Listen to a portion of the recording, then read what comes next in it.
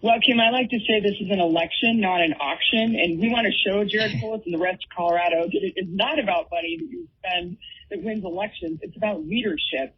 And I don't think people in Colorado are going to be conned again. He spent $24 million last time, and he's actually said he can spend up to $70 million on this race. But we're going to track every dollar he spends and call him out for it and remind people across Colorado that this is an election, not an auction. I don't think they're going to go for it this time.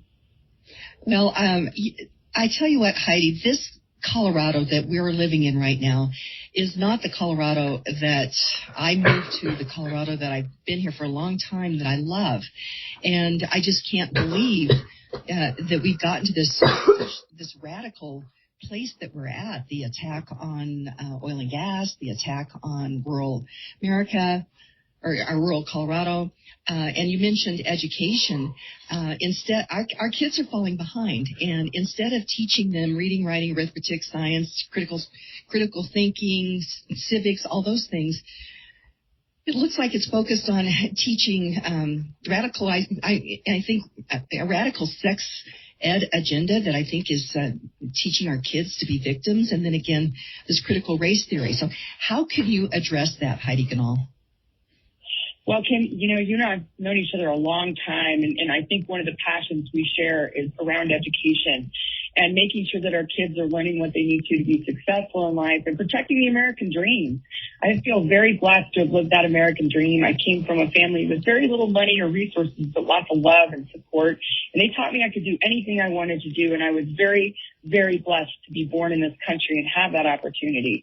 And that's slipping away right in front of us. And it's why I ran for regent in 2016. And I've been fighting so hard at CU, most liberal place in Colorado, to take us back to an education that our kids deserve. But I think we solve it by letting families choose the school that best meets the needs of their child and letting the funding follow the student, not the system.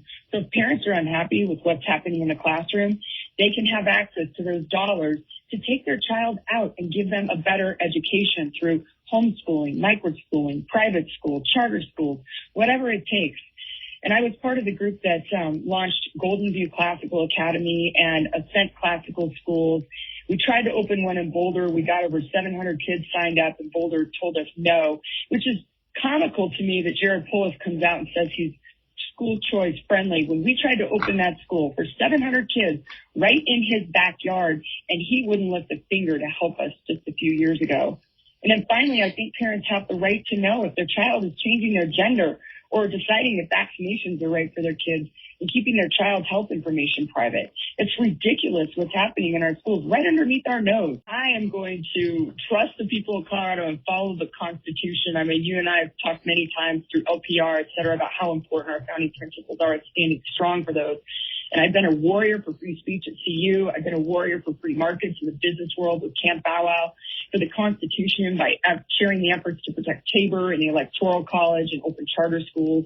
My dad was a cop, so I was raised to defend the Second Amendment and respect law enforcement. I'm pro-life. I'm a fiscal hawk. I fought against mandates and government overreach during COVID. And I'm the only statewide elected Republican, the only one that's been elected in almost 8 years statewide. And I am proud, so proud to defend our party's principles every day. It's an honor to be a candidate for governor, and I hope to earn all of your votes.